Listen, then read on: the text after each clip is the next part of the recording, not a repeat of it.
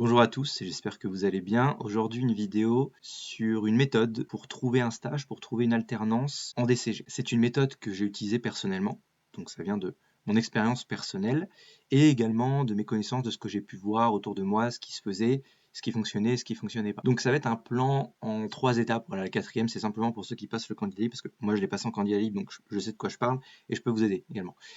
Maintenant, le plan principal s'effectue en 3 étapes. D'abord, une première étape qui consiste à faire son CV.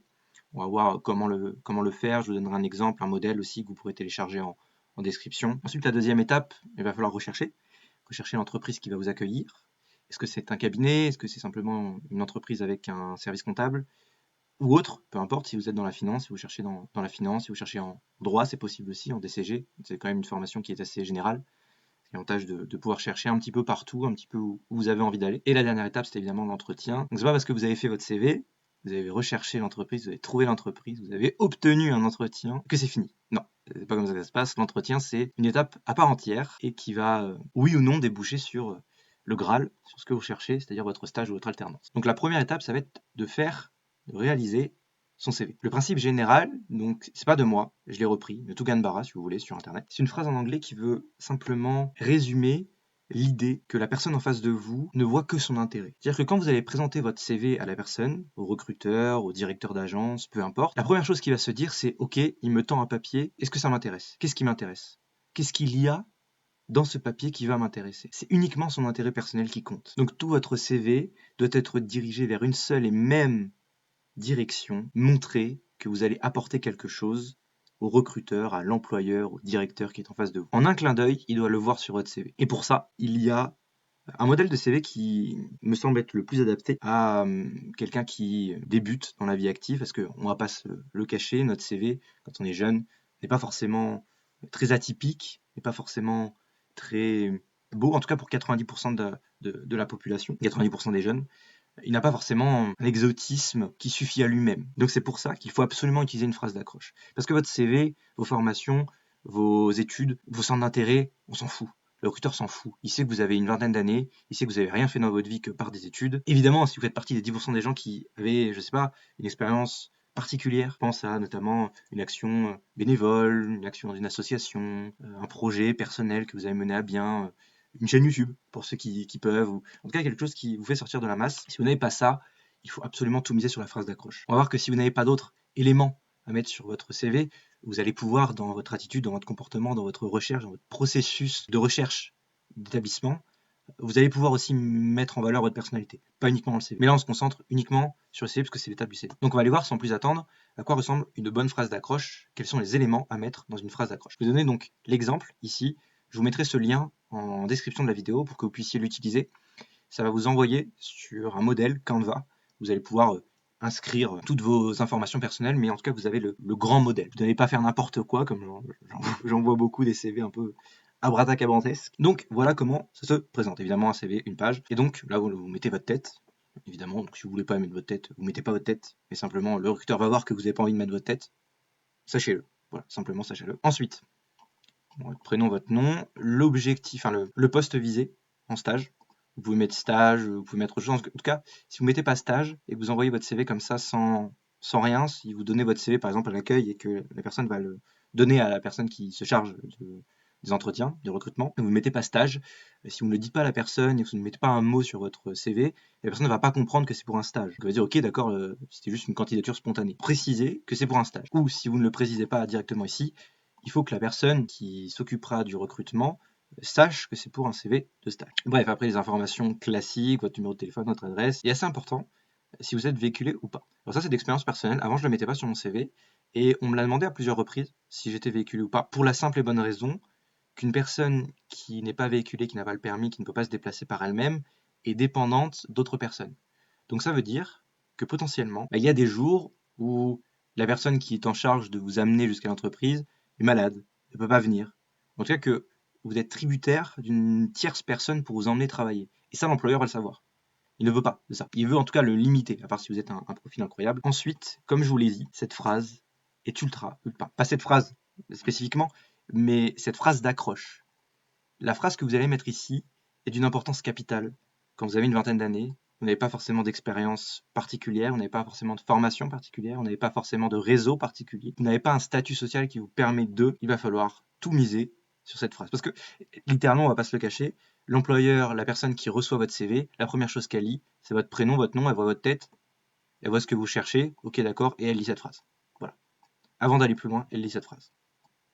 Ensuite, elle va confirmer, le mot confirmer est important, elle va confirmer ce qu'elle a lu là, la première impression qu'elle a de vous, elle va la confirmer pour voir si effectivement vous avez bien la bonne formation, si vous avez à peu près une expérience qui semble adaptée au poste. Et puis ensuite, on va pas se le cacher, les compétences, tout le monde met les mêmes, c'est pas ce qui va sauter aux yeux. Vous pouvez vous démarquer par là, mais c'est pas vraiment ce qui est important. Pareil pour les centres d'intérêt, vous pouvez ici montrer que vous êtes à peu près humain, montrer que vous avez des aspirations, montrer que vous avez des passions, mais bon, c'est pas ce qui va faire une grande différence, à part si c'est quelque chose d'extrêmement précis, extrêmement niché, et que la personne qui reçoit votre CV a également cette passion en commun. J'insiste vraiment sur cette phrase. On va la décortiquer ensemble. On rappelle, et on se grave dans la tête, ce que j'ai dit précédemment, le What's in for me.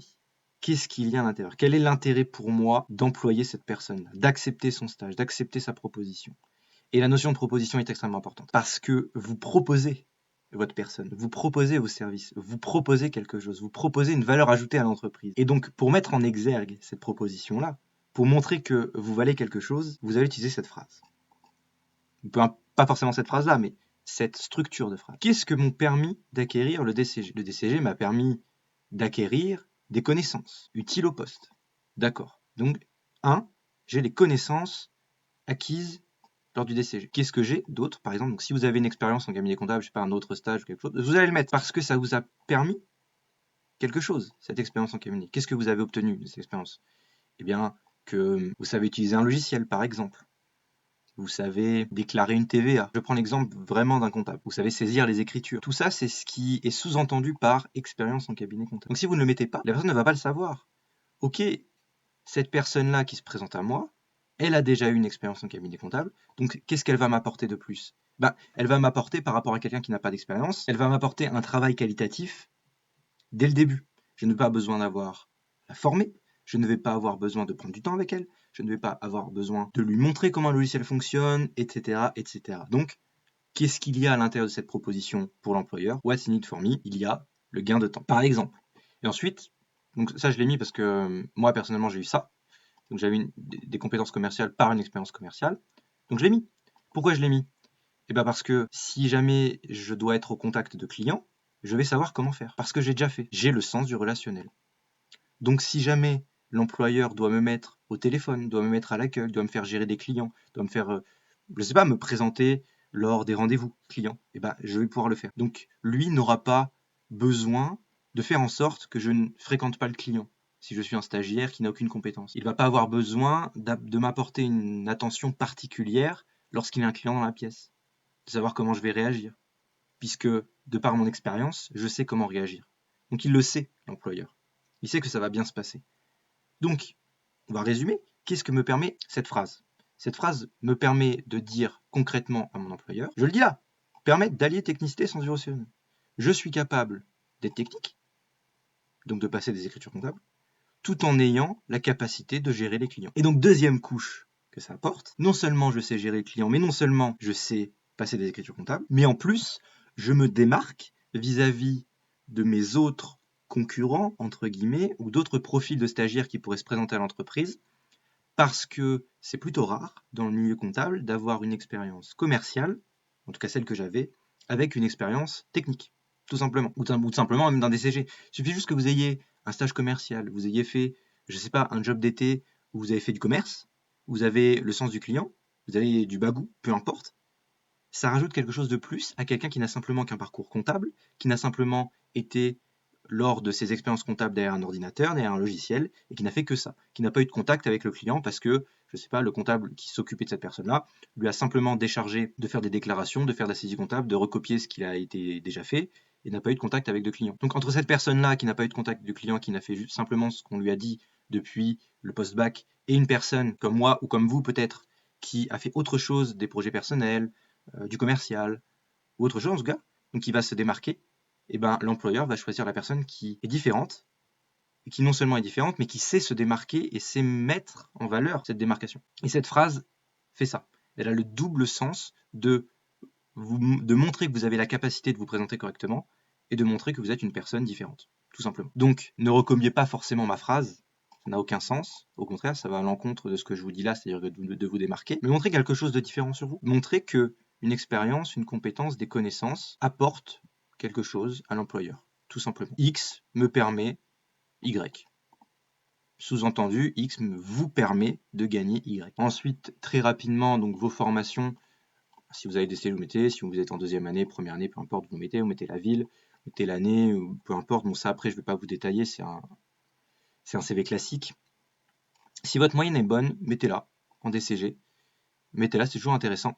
Après, je sais que par expérience, si ce sont des personnes qui ont passé le DCG il y a assez longtemps et qui n'ont pas forcément de visu sur le diplôme actuel et sur ce qui est demandé actuellement, même si vous avez, on va dire, 13 ou 14 sur 20 de moyenne, 13 ou 14 sur 20, sur un diplôme banal, c'est pas forcément beaucoup. Alors qu'au DCG, c'est quand même une très bonne note. En tout cas, par rapport à la moyenne.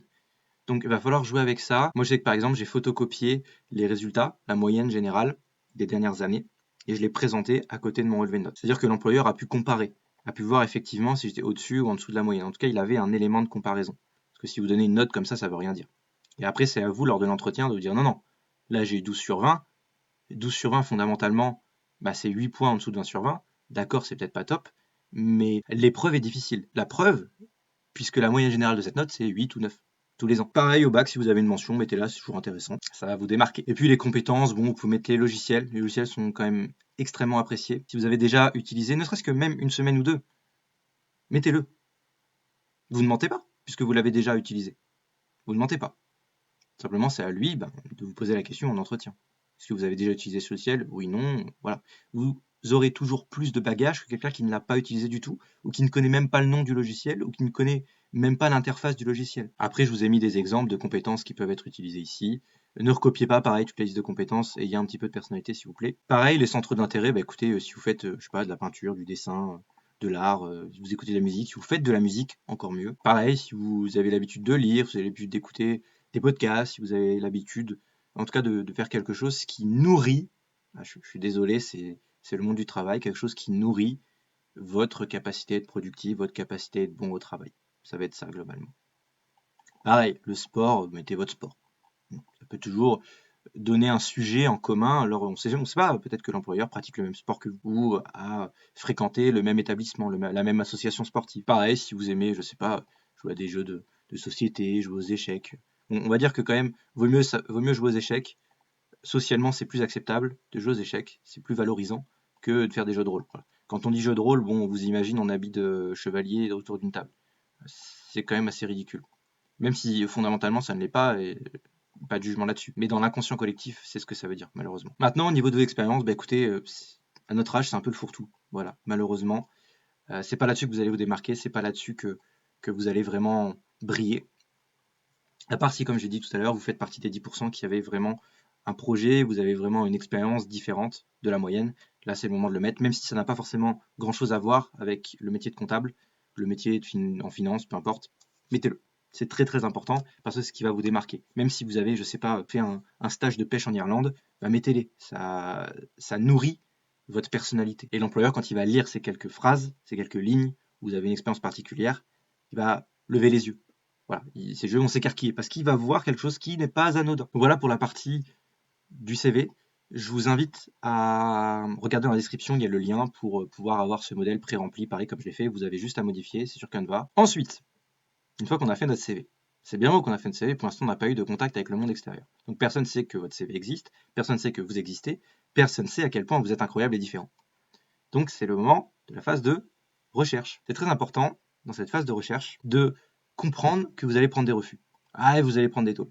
Ah, on va vous dire tout et n'importe quoi, on va essayer de vous désarmer, on va essayer de vous déstabiliser, on va essayer de vous dévaloriser. On va soit prendre la peine de vous répondre, soit même pas prendre la peine de vous faire une réponse personnalisée. Et ça peut être agaçant, ça peut être frustrant, je le sais. Mais ça sert à rien d'aller se plaindre par pitié sur les réseaux. LinkedIn est truffé, je dis bien truffé, d'avis, d'émotions, de sensations, de ressentis d'étudiants qui se plaignent d'être refusés, qui se plaignent de se voir avancer l'argument du « vous n'avez pas d'expérience », alors même que cet étudiant recherche cette fameuse première expérience et qu'il en a besoin pour ensuite montrer qu'il a de l'expérience. On est d'accord là-dessus, je suis d'accord. Moi aussi, je trouve ça frustrant. Moi aussi, je trouve ça injuste, mais c'est la réalité. What's in it for me? Vous êtes un employeur, vous avez en face de vous quelqu'un qui n'a pas d'expérience. Quel est l'intérêt pour vous de l'embaucher? Qu'est-ce qu'il va vous apporter? Puisqu'il n'a pas d'expérience, il va falloir le former.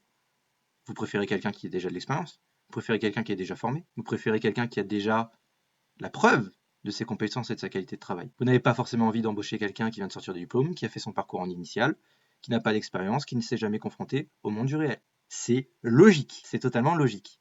Donc si vous apprenez à vous mettre dans la peau de la personne qui est en face de vous, what's in it for me, quel est son intérêt, vous avez gagné. Parce que la plupart des étudiants ne savent pas le faire et ne veulent pas le faire. Parce que c'est plus facile de se plaindre que de comprendre pourquoi la personne en face de vous ne veut pas de vous, tout simplement. Donc, bon, je vous l'ai mis là, histoire que vous ne l'oubliez pas, par pitié, ne devenez pas ces gens-là, même si je le sais, vous avez envie. Moi aussi, j'ai eu envie potentiellement de dire à quel point c'était frustrant, mais je ne l'ai pas dit. Parce que c'est la vie, c'est la réalité du monde du travail. C'est comme ça. Et vous plaindre, surtout sur votre réseau professionnel LinkedIn, montrera simplement que vous êtes une personne qui n'est pas capable de se mettre dans la peau d'un recruteur. Donc une personne qui a moins de valeur, je suis désolé de dire comme ça, une personne qui a moins de valeur que quelqu'un qui est capable de se mettre dans la peau du recruteur et qui est capable de comprendre son environnement, de comprendre ses forces, ses faiblesses et de comprendre l'intérêt de la personne qui est en face de lui. Donc comme je vous l'ai dit tout à l'heure, si jamais vous n'avez pas forcément d'expériences différentes de la moyenne, si vous avez simplement fait un parcours classique dans les études, vous n'avez pas de projet qui vous différencie sur votre CV, c'est là que vous allez rentrer en jeu. C'est là que votre personnalité, vous allez pouvoir la montrer au monde. C'est là que vous allez montrer au recruteur que vous n'êtes pas quelqu'un de plat, d'insipide, de fade. Vous allez montrer au recruteur que vous êtes quelqu'un. La personne classique, elle va copier une lettre de motivation sur Internet et elle va la joindre à son CV. Et c'est tout. Elle va l'envoyer à l'employeur et c'est bon. Elle a fait le job. Advienne que pourra. Elle s'arrête là. Mais vous, non. Vous allez témoigner votre motivation non par une lettre, mais par des actes. Donc là-dessus, je vais vous présenter le processus que j'ai utilisé, donc littéralement ce que j'ai fait. Donc j'aime bien l'appeler le processus de l'harcèlement. Non pas parce que c'est du harcèlement moral, je vous rassure, mais simplement parce que vous allez forcer la personne et l'entreprise que vous visez à vous prendre en entretien. Elle sera contrainte de vous prendre en entretien, non pas parce qu'elle veut que ça s'arrête, mais parce qu'elle est curieuse de savoir quelle est cette personne qui lui envoie des relances et des relances qui témoignent sa motivation par des actes. Quelle est cette personne qui a contacté 8 de mes employés, qui a demandé 8 fois mon adresse mail, qui a appelé 8 fois au bureau et qui s'est présenté 8 fois à l'accueil? Quelle est cette personne? Il faut que je la rencontre. Et encore une fois, pourquoi il faut que je la rencontre? Parce qu'elle est différente, parce qu'elle fait des choses que personne ne fait habituellement. Et là, ça montre que vous êtes motivé. C'est pas une vulgaire lettre de motivation prise sur Internet. Donc, concrètement, comment j'ai fait et comment vous pouvez faire si vous voulez utiliser ce processus. L'objectif, comme je vous l'ai dit, c'est de contraindre à vous prendre en entretien. Parce que c'est uniquement votre objectif ici. Il n'y a pas d'objectif de stage, quoi que ce soit, non. Vous voulez juste un entretien. C'est la prochaine étape. Ne pensez pas au reste. Pensez à l'entretien. Donc, l'arme principale que j'ai utilisée et qui pour moi est l'une des meilleures actuellement, c'est LinkedIn. Pourquoi LinkedIn? Parce que vous allez pouvoir atteindre des personnes comme le directeur, comme le chargé RH, comme la personne qui fait les recrutements. Donc ultra important encore, je vous le dis, cette phrase accroche, elle est sur le CV mais elle est aussi sur LinkedIn. Vous pouvez la recopier, elle sera peut-être un peu longue, celle sur le CV est assez longue, celle sur LinkedIn a besoin d'être percutante et courte, mais elle est importante parce que c'est la première chose qu'on va voir de vous. On va voir votre tête, on va voir votre nom. Bon, ça, tout le monde a une tête, tout le monde a un nom. Mais personne n'a la même phrase d'accroche. C'est là où vous allez vous différencier, montrer qui vous êtes, montrer que vous êtes différent. Deuxième chose, vous allez demander, donc faire une demande de connexion sur LinkedIn, donc vous liez d'autres personnes, faire entrer dans votre réseau d'autres collaborateurs comptables, potentiellement du cabinet que vous allez viser, ou de l'entreprise que vous allez viser, ou si vous ne savez pas vraiment où viser, où tirer, votre département, tout simplement. Tous les collaborateurs comptables qui travaillent dans votre département, bon, à part si vous habitez en Ile-de-France, là il y en a vraiment beaucoup, mais si vous habitez dans un département, normalement ça va, ça devrait le faire. Bon, quand je dis tous, c'est beaucoup. Voilà, vous n'allez pas tous les faire, c'est pas une liste exhaustive. Bien sûr que non. Voilà, vous faites, je sais pas, une vingtaine, une trentaine en tout. Ça va vous faire pas mal de potentiels messages à envoyer et de potentielles connexions, potentiels contacts pour la suite de votre aventure. Donc, comme je vous le dis, vous allez envoyer un message à chaque collaborateur qui accepte votre demande. Par exemple, voilà, bonjour, j'aimerais faire un stage dans votre entreprise. Gérez-vous le recrutement? Connaissez-vous la personne qui gère le recrutement? Et c'est un exemple, voilà, à peu près. L'idée, c'est ça, c'est d'être assez léger. Vous êtes sur LinkedIn, donc il faut quand même avoir un langage assez professionnel, mais vous envoyez un message, vous n'envoyez pas un mail. Donc soyez quand même assez léger, respectez les convenances du réseau, entre guillemets.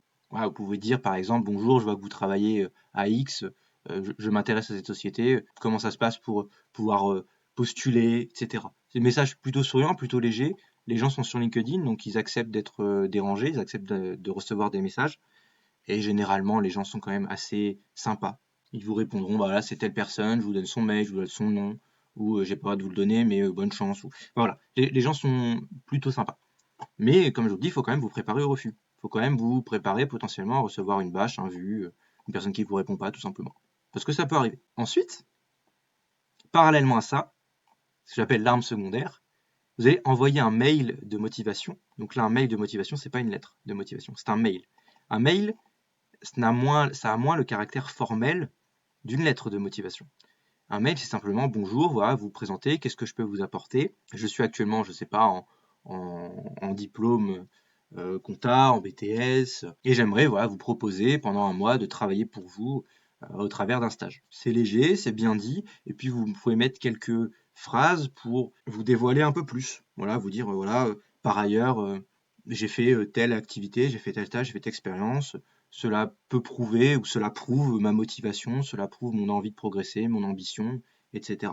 Et là, vous allez taper dans l'œil parce que c'est rare de recevoir un mail avec une personne qui comprend les rouages de l'intérêt d'un employeur sur un stagiaire. Donc en plus de ce mail-là, que vous allez envoyer à la boîte générale si vous n'avez pas le mail de la personne précise, l'objectif de LinkedIn, c'est bien ça, c'est bien d'avoir le mail ou le contact de la personne qui gère le recrutement. Ça peut être le directeur, ça peut être la personne qui recrute, peu importe. Mais comme ça, vous avez un mail personnel et direct. Vous allez directement lui envoyer un mail. Et ça, personne ne fait ça. Personne n'envoie directement un mail à celle qui gère le recrutement, à celui qui gère le recrutement. Tout le monde passe par les boîtes générales où l'email est perdu dans l'immensité des autres mails, des autres candidatures, et vous n'êtes pas différent quand vous envoyez ce genre de choses. Donc ensuite, vous allez déposer évidemment votre candidature sur le site, ça c'est évident. Tout le monde fait ça, ben, il faut le faire. Parce que vous avez une force de frappe différente des autres. Vous envoyez partout. Vous attaquez, entre guillemets, de tous les côtés l'entreprise. Elle va finir par vous répondre. C'est pas possible de ne pas avoir de réponse dans ce cas-là. Donc une fois que vous avez déposé vos candidatures sur le site, vous allez répondre aux offres d'emploi sur Indeed, sur le site, peu importe, où vous pouvez. Ensuite, vous allez appeler directement le cabinet. Ouais, bonjour, est-ce que vous avez bien reçu mon mail? Est-ce que vous avez bien reçu mon CV? Si vous disent oui, bah voilà, vous dites ok, très bien, super. Est-ce que je peux du coup avoir la personne qui a vu mon CV, qui se charge du recrutement? Est-ce que je peux avoir son nom? Est-ce que je peux avoir sa ligne directe pour l'appeler? Est-ce que je peux avoir un rendez-vous avec elle? Vous voulez avoir une réponse de sa part. Et puis dernier recours, voilà, vous vous présentez au cabinet directement. Alors, je le dis parce que je l'ai vu, je l'ai entendu quand j'étais en stage dans le cabinet. J'ai entendu une personne qui est venue et qui s'est présentée. Alors loin de moi l'idée de me mettre en avant et de me dire que moi je sais comment me présenter. Non, je ne me suis pas forcément présenté de la meilleure des manières, mais je sais reconnaître quand quelqu'un se présente mal. Et je sais ce qu'il faudrait faire pour bien se présenter. Donc la personne en fait s'est présentée au cabinet en commençant sa phrase par bonjour, voilà, je fais des études dans ça, j'ai besoin d'un stage. Donc je viens vers vous. Donc mettez-vous dans la tête de l'employeur, du recruteur ou quoi que ce soit. Vous avez une personne que vous ne connaissez ni d'Adam ni d'Ève, donc un inconnu, littéralement, qui n'a pas son CV, qui ne vous présente pas son CV, qui ne vous présente pas qui il est, et surtout qui vous dit, voilà, moi, bonjour, j'ai besoin de vous. D'accord, ok, super, vous avez besoin de moi, mais moi, est-ce que j'ai besoin de vous en fait? Qu'est-ce que vous allez m'apporter de plus que les millions de gens qui m'envoient leur CV? J'abuse un peu sur le million. Et là, vous comprenez bien que c'est pas une bonne façon de se présenter. Parce que comme je vous l'ai dit, what's in it for me? Quel est l'intérêt pour moi de vous recruter? C'est la question à laquelle vous devez répondre dès votre première phrase. Bon, évidemment, vous dites vos prénoms, vous vous présentez. Ça, c'est normal. Mais avant de dire j'ai besoin d'un stage, je suis en parcours X ou Y, je fais mon diplôme 2, non. Direct, proposez. Faites une proposition. Ne faites pas une demande, ne demandez pas, ne quémandez pas, proposez. Offrez vos services. Parce que c'est littéralement ça un stage. Ce n'est pas j'ai besoin d'un stage, c'est je vous propose de travailler gratuitement. Évidemment que le travail gratuit n'existe pas en France, donc il va falloir le faire au travers d'un stage. Oui, c'est évident. Mais d'abord, je vous propose de travailler gratuitement pour vous. Ensuite, vous déballez. Pourquoi est-ce que vous prendre gratuitement va permettre à l'employeur de gagner du temps ou de se décharger de quelque chose? Parce que j'ai fait un DCG, donc j'ai des connaissances en comptabilité, donc je sais saisir une facture, je sais faire une déclaration de TVA. Ah d'accord, donc non seulement la personne qui se présente en face de moi sait se présenter correctement, ne quémande pas, me dit qu'elle me propose de travailler gratuitement pour elle, donc elle me propose quelque chose, donc elle sait ce que j'ai besoin, ça prouve une certaine intelligence sociale, et en plus de ça, elle veut travailler gratuitement, mais le travail gratuit qu'elle va faire, il va potentiellement être bien fait puisqu'elle a un parcours scolaire respectable, elle sait faire les choses basiques qu'on va lui demander de faire dans ce stage, elle va pas nous faire perdre du temps, potentiellement peut-être la former sur le logiciel et tout, mais de ce que je vois, elle est plutôt avenante, elle est plutôt compétente. Ok, why not? Je la prends en entretien, ça peut être intéressant. Ou why not, direct, c'est bon, je vais proposer un truc. Donc comprenez le cheminement de pensée de la personne qui est en face de vous et le cheminement de pensée que vous devez avoir. Donc troisième étape, l'entretien. Donc cette partie-là m'a été fortement inspirée par les vidéos YouTube que j'ai regardées et donc par extension mon expérience. Donc bref, ça m'a été inspiré par les vidéos de Leila Hormozi sur les job interviews, etc. Vous pouvez aller voir vous-même. Ces vidéos sont très bien faites, elle explique de façon très claire, très limpide, très concrète quelles sont les grandes questions qu'on va vous poser et comment vous devriez y répondre. Il faut savoir qu'elle est chef d'entreprise, elle a une boîte à plusieurs millions d'euros, donc elle sait de quoi elle parle. Et ce n'est pas les conseils bateaux qu'on peut avoir sur YouTube constamment ou sur les blogs constamment de gens qui ne savent à moitié de quoi ils parlent, qui répètent ce qu'on leur a dit. Donc là, c'est surtout si vous n'avez pas forcément de grandes capacités d'improvisation. Moi, je l'ai fait parce que je suis pas forcément très à l'aise avec l'improvisation. Si je n'ai pas préparé quelques réponses, quelques brides de réponses pour commencer mon argumentation à une question, je suis perdu. Donc, si vous vous ressentez là-dedans, faites de même. Préparez-vous quelques réponses, anticipez les questions, et ça devrait bien se passer en face. Voilà, faites-vous des tirets, tout simplement, des mots-clés que vous pouvez retenir. Vous savez, ok, s'il me dit à peu près ça, je vais dire à peu près ça. Voilà, évidemment, ne récitez pas un texte par cœur. Là, vous allez juste passer pour un guignol. Donc, à la fameuse question parlez-moi de vous, évidemment, vous ne récitez pas votre parcours. Vous ne récitez pas, alors à 5 ans, moi j'ai fait ça. À 6 ans, ensuite, j'ai été à telle école maternelle. Bah non, ça on s'en fout. Encore une fois, on se rappelle, what's in it for me? Donc, Leila Hormozi le dit très bien. Parlez-moi de vous n'est pas c'est une question cachée, en fait. Derrière, sur parlez-moi de vous, qu'est-ce que veut dire l'employeur? L'employeur veut dire qu'est-ce que vous allez m'apporter. En fait, c'est ça sa question, derrière ça. C'est ça qu'il veut vraiment entendre. Mais il vous le dit pas comme ça. Donc, ok, bah écoutez, voilà, je m'appelle X, Y, j'ai fait ça, j'ai eu telle expérience, donc je vais pouvoir vous apporter ça. Ou à l'envers, bah écoutez, je m'appelle X, Y, je peux vous apporter telle chose parce que j'ai telle expérience. Donc voilà, à l'envers, ça marche aussi. Donc là, je vous donne un exemple. J'ai fait du commerce, voilà, j'ai été commercial, j'ai fait un peu de service client, donc je sais gérer une relation client. Je sais gérer des clients récalcitrants. Ah ouais, incroyable. Ça, c'est fort. Ça, si la personne en face de vous, vous lui dites ça, ah oui, d'accord. Parce que c'est vrai que c'est des cas qui arrivent généralement très peu, mais quand ça arrive, eh ben, c'est l'employeur qui trinque. Et c'est lui qui va devoir gérer le problème lui-même, parce que généralement, les comptables, soit n'ont pas l'expérience, soit n'ont pas géré ça. En tout cas, je parle des comptables débutants. Donc, par exemple, voilà, j'ai obtenu mon DCG, si vous l'avez fait en candidat libre, bah dites-le. C'est un super argument. Pourquoi? Ben, parce que ça me permet d'avoir de solides connaissances théoriques, parce que j'ai le DCG. Et comme je l'ai fait en totale autonomie, bah, j'ai une capacité à être autonome, j'ai une capacité à être rigoureux, à être discipliné. Voilà, tous les jours chez moi, je l'ai fait. J'avais personne derrière mon dos. J'ai appris tout seul. Donc, je sais m'organiser. Vous allez me donner un travail, je sais le faire en temps et en heure. Je ne vais pas être débordé, je ne vais pas être sous l'eau. Je sais gérer. Je connais ma capacité d'apprentissage, ma capacité de travail. Ah ouais, ça claque. Ensuite, qu'est-ce que je peux vous apporter? Bah, écoutez, moi, tout simplement, je peux saisir des écritures comptables parce que j'ai déjà fait un stage pratique d'un mois, 2 mois, de X temps, et que durant ce stage, bah, j'ai fait un peu de saisie comptable. J'ai fait de la déclaration de TVA, j'ai entré des IMO, j'ai fait des demandes de renseignements clients. Toutes ces choses-là, c'est des choses que l'employeur va noter dans sa tête. Il va littéralement se dire, ok, il fait ça. Et si en face de vous, ou si vous avez d'autres concurrents que vous ne connaissez pas, qui certes ont peut-être fait ça, mais qui ne savent pas se présenter, ben, l'employeur ne saura jamais qu'ils ont fait un stage pratique et qu'ils ont fait de la saisie comptable, etc. Ça va être soit à l'employeur d'aller creuser pour savoir qu'est-ce qu'a fait la personne, soit ça va partir aux oubliettes, la période se va dire ouais, bon, j'ai fait un stage, j'ai fait ça, puis c'est tout. Elle va pas le mettre en avant, elle va pas le mettre en valeur, elle va pas se vendre correctement. Donc c'est là où vous allez montrer qui vous êtes. C'est dans l'entretien. Si vous n'avez pas forcément beaucoup de cartouches à mettre dans votre CV. Voilà, et ensuite vous allez finir, bah écoutez, voilà, si je peux résumer, voilà, ma force, c'est je travaille assez rapidement. Ou j'ai un haut niveau d'assimilation, c'est-à-dire que vous allez montrer quelque chose, et c'est bon, ok, c'est bon, je l'ai appris, je vais pas faire l'erreur deux fois, je vais pas vous redemander deux fois la même chose. Ça, pour quelqu'un qui doit vous former, c'est quand même une très bonne nouvelle. Je suis capable de retenir énormément de temps une connaissance. Toute ma vie, je vais savoir, je sais pas, gérer ce problème que j'ai eu cette année. Donc s'il se retrouve dans X temps, bah, je saurai le refaire.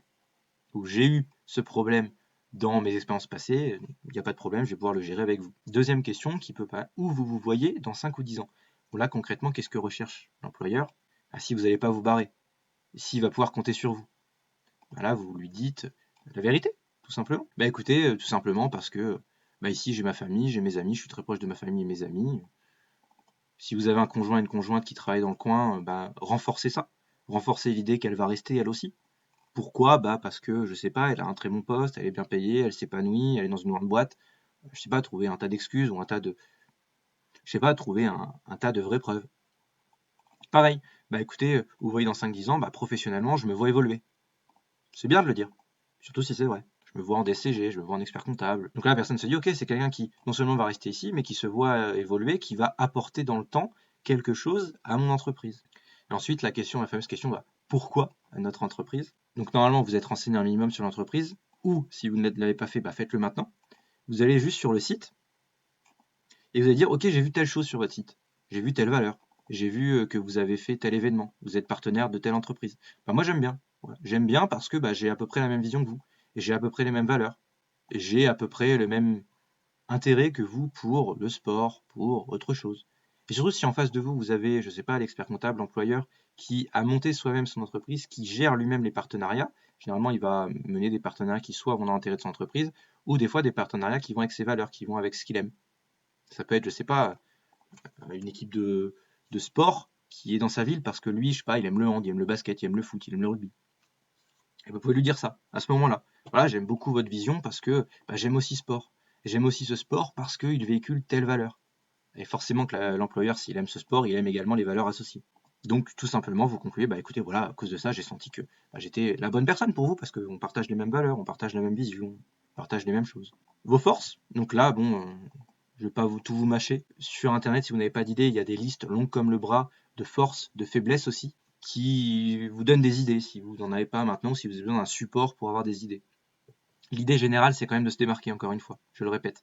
Démarquez-vous, ne dites pas bah écoutez, je suis très productif, et puis dans vos faiblesses, ne dites pas c'est vrai que je suis un peu perfectionniste. Alors tout le monde va dire ça. Non, dites pas. Ce qui est intéressant dans les faiblesses, c'est Leila Manzi qui le dit encore une fois, c'est pas moi, je ne sors pas de mon chapeau. Et c'est des choses qui marchent très bien en entretien, par expérience.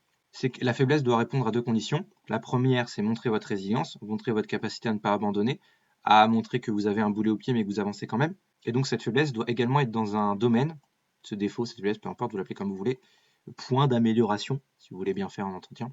Ça doit être une faiblesse, un défaut qui n'est pas dans le domaine qui touche au métier visé. Pour ne pas nuire justement à l'image qu'il a de vous et à l'image qu'il se projette de vous dans le métier et dans le poste qu'il a pour vous. Je sais pas, par exemple, vous dites avant j'étais timide, du coup j'ai fait de la vente. Ah ouais, d'accord. Ok, là il va se dire en face de lui, il a quelqu'un qui est courageux, qui va outrepasser ses peurs, qui va outrepasser ses blocages, qui va outrepasser ses défauts.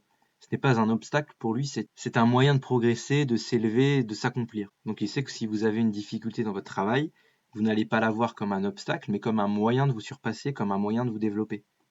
Ça, c'est extrêmement bien vu. Si c'est pas vraiment votre cas, trouvez un autre exemple, tout simplement. Mais écoutez, moi j'ai toujours eu du mal à travailler seul, mais j'ai eu mon bac pendant le Covid, alors qu'on était très seul, parce que j'avais vraiment la motivation et l'envie et le besoin et l'obligation, et peu importe l'adjectif, d'avoir le bac. Ça prouve votre détermination, votre persévérance. Parce que vous n'êtes pas fait pour ça de base, mais vous l'avez quand même fait. Tu pouvais dire, bah écoutez, je vais être honnête avec vous.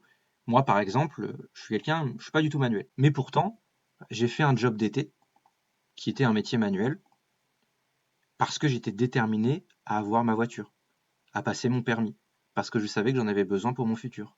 Bah, ça sert à rien d'aller plus loin que ça. Vous le dites. Ou même si, je sais pas, vous êtes timide, vous êtes réservé, ou vous avez plein simplement pas l'envie d'aller travailler à ce moment-là. Vous dites, bah voilà, pour X ou Y raison, que vous trouvez ou que vous trouvez pas, peu importe, vous le dites ou vous le dites pas, j'ai dû aller travailler dans un job qui ne me plaisait pas du tout parce que je devais payer ma voiture ou mon permis. C'est-à-dire que vous êtes capable de vous dépasser pour un objectif. Voilà, c'est le jackpot. Ensuite, il peut vous poser la question de quelles sont vos attentes. Ou, s'il ne vous la pose pas, ça peut être intéressant, vous, de le dire. Dans une négociation, ça va montrer que vous n'êtes pas forcément ultra disponible pour lui. Vous êtes respectueux, vous êtes honnête, vous ne faites pas du chantage, vous ne faites pas de la mauvaise négociation. Non, vous dites simplement, bah écoutez, voilà, moi j'ai quand même besoin de ça, c'est ça que je recherche. Donc si vous êtes prêt à me le donner, tant mieux, il y aura deal. On va s'apporter des choses mutuellement. Et j'ai besoin de stimulation intellectuelle. J'ai besoin d'être entouré de personnes qui savent ce qu'elles font, qui me font évoluer, qui veulent évoluer. J'ai besoin d'être dans un environnement stimulant, toujours d'aller de l'avant, toujours aller chercher des objectifs. Si c'est pas votre cas, vous avez juste, si c'est plutôt voilà, personnel sur un sentiment de progression, vous pouvez le dire aussi.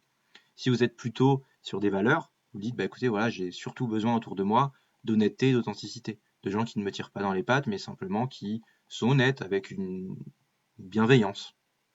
Ou bah écoutez, j'ai besoin quand je travaille beaucoup d'être reconnu. Voilà. Est-ce que vous pouvez m'offrir ça?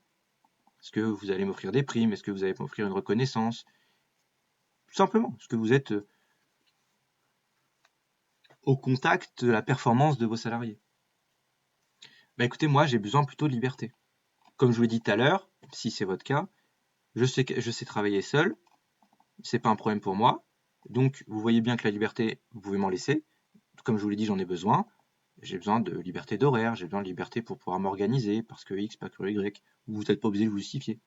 Voilà, où j'ai besoin d'une bonne ambiance entre collègues, c'est tout simplement ce que je recherche et ce que j'ai besoin pour être performant, être productif. Si jamais il vous propose des questions, préparez une petite liste de questions, vous savez ce que vous allez dire. Est-ce que vous faites des formations en interne? Ça peut prouver que vous avez envie d'évoluer. À quoi ressemble votre processus d'intégration? Parce que là, vous allez vous projeter directement dans le fait d'avoir le poste. Ensuite, il va y avoir des objections, potentiellement, soit cachées, soit frontales. C'est-à-dire que soit il va dissimuler ses réelles objections, ses réelles hésitations, ses réelles inquiétudes sur vous, sur le fait de vous embaucher, soit il va vous le dire frontalement. Je vais vous donner des outils pour gérer les deux formes, soit cachées, soit frontales. Peu importe en soi la qualification de l'objection, de toute façon, il va falloir les prévoir. Ok, qu'est-ce que la personne qui est en face de moi, qu'est-ce que le recruteur, qu'est-ce que l'employeur pourrait me reprocher à moi? Donc là, vous prenez un peu de recul sur vous-même, avec honnêteté, et vous dressez une liste d'objections. Est-ce que peut-être mon parcours témoigne que je ne suis pas resté beaucoup de temps dans une boîte? Est-ce que mes notes sont un petit peu trop basses pour lui et qu'il pense du coup que je ne vais pas faire le travail correctement? Voilà, vous avez des notes trop basses, la raison éventuelle c'est qu'il a peur que vous fassiez mal le travail. Donc là, vous allez répondre par écrit, donc soit des mots-clés, soit vous imaginez, peu importe, en tout cas vous préparez un minimum de réponses pour pouvoir avoir quelque chose à dire et pas être bouche bée devant lui en disant oui c'est vrai vous avez raison. Donc là il vous dit bah écoutez, soit il vous le fait comprendre très directement, vous avez aucune écoutez je suis désolé vous avez aucune maîtrise du logiciel comptable. Ou il vous dit, il vous pose la question est-ce que vous avez déjà utilisé des logiciels comptables? Ça veut pouvoir dire potentiellement qu'il y a quelque chose derrière. Il a une inquiétude sur ça. Donc ensuite vous allez poser la question pour trouver cette inquiétude. Il vous pose la question est-ce que vous avez déjà maîtrisé un logiciel comptable? Est-ce que vous avez déjà utilisé? Est-ce que vous en maîtrisez un? Qu'est-ce qui fait que vous avez besoin de savoir ça? C'est gros, évidemment, vous ne le dites pas comme ça, c'est grotesque. Mais vous allez trouver une question. Écoutez, ah oui, j'ai déjà un petit peu utilisé, mais dites-moi, en quoi c'est important pour vous de savoir si j'ai une maîtrise d'un logiciel comptable? En quoi vous avez besoin de quelqu'un qui maîtrise des logiciels comptables? Pour interrogation. Là, c'est plutôt soft, c'est plutôt smooth comme question. Il va vous répondre. Bah, écoutez, moi j'ai besoin de ça parce que j'ai besoin de quelqu'un d'opérationnel très rapidement. Ou parce que j'ai pas les moyens financiers, ou j'ai pas les moyens humains de vous former. Donc, par exemple, pas de possibilité de formation en interne. C'est ce que vous trouvez en fait. C'est la raison pour laquelle il objecte autour de la maîtrise du logiciel comptable. Je comprends totalement votre point de vue, je comprends que ça va être compliqué pour vous de me former en interne. Maintenant, regardez, moi je suis capable d'obtenir en candidat libre, si vous l'avez fait en candidat libre, je suis capable d'obtenir un bac plus 3 en étudiant tout seul. J'ai fait mon DCG tout seul en candidat libre, moi je suis capable de le faire. Ou j'ai fait mon bac en candidat libre, peu importe, je suis capable de travailler tout seul, je suis capable d'apprendre tout seul. Dites-moi qu'est-ce qui pourrait faire que cette fois-ci je sois incapable d'apprendre tout seul un logiciel? Là, ça va le questionner. Dans un premier temps, il va essayer de répondre à la question, il va se rendre compte que finalement son objection n'a pas lieu d'être, puisqu'effectivement vous êtes la bonne personne qui n'est pas formée, mais qui va savoir gérer le problème. Et dans un second temps, il va se dire, ah, elle s'est posé une question que personne ne m'a posée jusqu'à présent. C'est intéressant. Elle challenge mon objection. Elle ne rentre pas dedans. C'est un point pour vous, ça. Peut-être qu'en fait, l'objection de la maîtrise logicielle comptable n'est pas parce que lui n'a pas la possibilité de vous former en interne, tout simplement parce que lui a besoin de quelqu'un d'opérationnel rapidement. Il a besoin de quelqu'un qui fasse le taf dès la semaine prochaine et qui saisisse directement sur le logiciel. Et que lui n'a pas le temps de vous former directement, on n'a pas le temps de dire à un autre comptable de vous former. Donc là, c'est à vous d'amener la réponse qui va dans votre sens. Donc je sais pas, si jamais c'est pour dans 2 semaines, bah, vous négociez avec lui. Vous dites, écoutez, vous avez un besoin dans 2 semaines, d'accord, je comprends, je suis pas formé. Mais écoutez, moi, je peux venir les 2 prochaines semaines, en attendant de prendre le poste. On fait un stage rapidement de 2 semaines avec un organisme qui peut faire ça. Et puis, bah, je suis avec vous et puis j'apprends tout seul. J'apprends le logiciel. Je viens, je viens voir comment ça se passe, soit chez vous, soit chez moi. J'apprends le logiciel et puis on voit ce que ça donne au cours du stage sur ma capacité à réaliser des tâches comptables avec ce logiciel précis. Vous amenez une proposition, vous faites un pas vers lui. Après, s'il veut pas, bon, c'est peut-être que c'est pas tout simplement la bonne personne pour vous et la bonne boîte, hein. S'il vous refuse ce genre de choses, bon, allez pas vous mettre à quatre pattes non plus. Surtout, si vous avez témoigné jusqu'à présent de tout ce que j'ai dit là, d'une certaine capacité à raisonner, une certaine intelligence sociale avec tout ce qu'on a vu, donc la capacité à se mettre dans la tête de l'employeur, à savoir ce qu'il veut, etc. N'allez pas vous travestir pour quelques euros ou pour un stage gratuit, alors que la personne en face de vous ne le vaut pas.